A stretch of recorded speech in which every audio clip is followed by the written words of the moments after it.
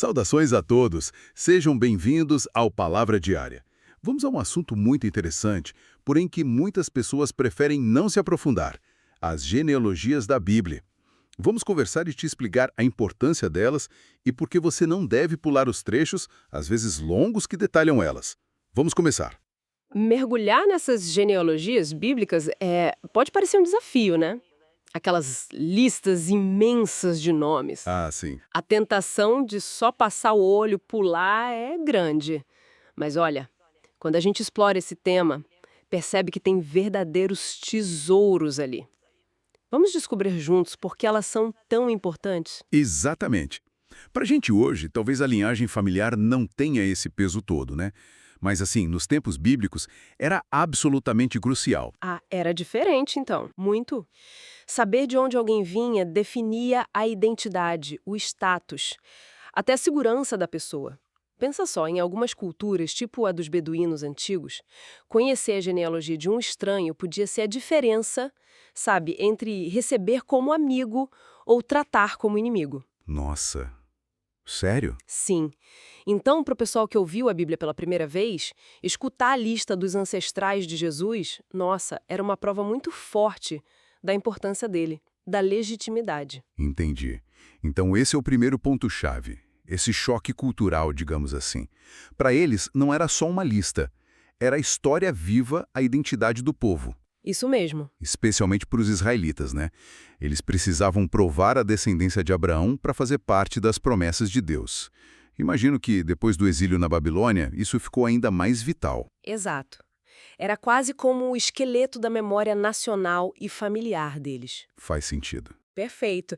E essas listas, elas funcionam como um fio, sabe? Conectando gerações, histórias, costurando toda a narrativa da Bíblia ao longo dos séculos. Um fio condutor. Isso. E serviam também para validar linhagens que eram essenciais. A sacerdotal, por exemplo. Os descendentes de Levi precisavam comprovar essa origem para poder servir no templo. Ah, claro. E a linhagem real também, né? Traçar os descendentes de Davi para legitimar quem tinha direito ao trono. E aí a gente chega num ponto central, talvez. O principal, né? Olhando pelo Novo Testamento.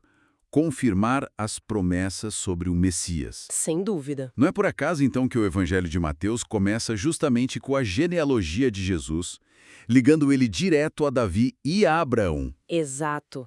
Isso devia ser fundamental para convencer o público judeu de que, olha, Jesus era sim o herdeiro do trono, o cumprimento daquela promessa antiga feita a Abraão. Sim, Mateus foca muito nisso, na realeza, no direito de Jesus ao trono de Davi.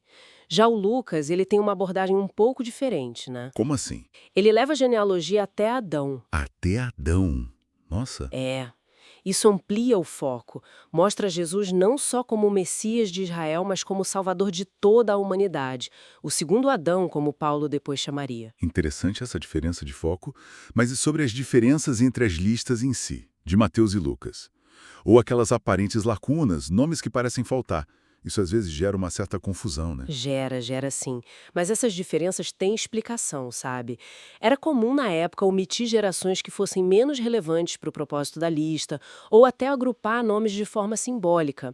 Mateus, por exemplo, usa grupos de 14 gerações. Ah, tem um padrão numérico ali. Isso. E também a palavra hebraica para filho, ben, podia significar descendente de forma mais ampla. E gerou, yalad, podia ser tornou-se ancestral de. Entendi. Não era um registro civil como o nosso hoje. Exatamente. O objetivo principal não era essa precisão documental exaustiva, era demonstrar a linhagem da promessa, identificar Jesus como aquele descendente esperado. E ambas as listas, Mateus e Lucas, cumprem esse propósito essencial, cada uma com sua ênfase. E tem outro aspecto que, para mim, salta aos olhos nessas listas, principalmente na de Mateus. A presença de mulheres. Tamar, Raabe, Ruth, Batseba. Isso era muito incomum para a época, não era? Extremamente incomum. E as mulheres mencionadas, olha só, elas têm histórias bem complexas. Algumas não eram israelitas, outras se envolveram em situações, moralmente controversas para o padrão da época. Verdade. A inclusão delas ali é algo muito poderoso. Mostra a soberania de Deus, a graça dele agindo de formas inesperadas, sabe? Usando até mesmo histórias complicadas, pessoas consideradas imperfeitas, para tecer o plano da redenção e trazer o Messias ao mundo. É incrível. Mostra que o plano de Deus é maior que as falhas humanas, né? Exatamente. E além disso tudo, parece que ainda existem camadas mais profundas nessas listas. É mesmo? Tipo o quê? Sim, elas revelam como Deus age através das gerações. Mostram padrões de bênçãos ou até consequências de atos que atravessam famílias inteiras ao longo do tempo. Uma visão geracional. Isso. E tem gente que estuda até possíveis significados ocultos nas sequências dos nomes.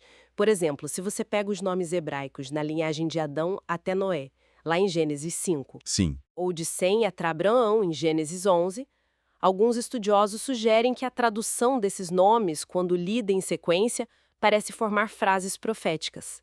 Frases sobre a vinda do Messias, sobre a redenção. Que fascinante. É muito interessante. E as genealogias também destacam a escolha soberana de Deus, né? Como a linhagem de Isaac é a escolhida para a aliança e não a de Ismael, por exemplo. E fica claro, então, essas genealogias são muito mais do que listas secas de nomes. Elas são verdadeiras cápsulas de história, de teologia, de profecia. Exato. Elas conectam a nossa fé a pessoas, a eventos reais, mostram a fidelidade de Deus através dos séculos e apontam, assim, de forma inequívoca, para Cristo. Perfeitamente. E quando a gente entende o porquê dessas listas estarem ali, sabe, o valor cultural, histórico, teológico, a leitura muda completamente. Deixa de ser um fardo, né? Sim, a gente deixa de ver só nomes e passa a enxergar a mão de Deus ali, tecendo a história da salvação, família por família, geração após geração, até a chegada do Salvador que ele prometeu. Exatamente. Assim conhecemos a importância das genealogias da Bíblia.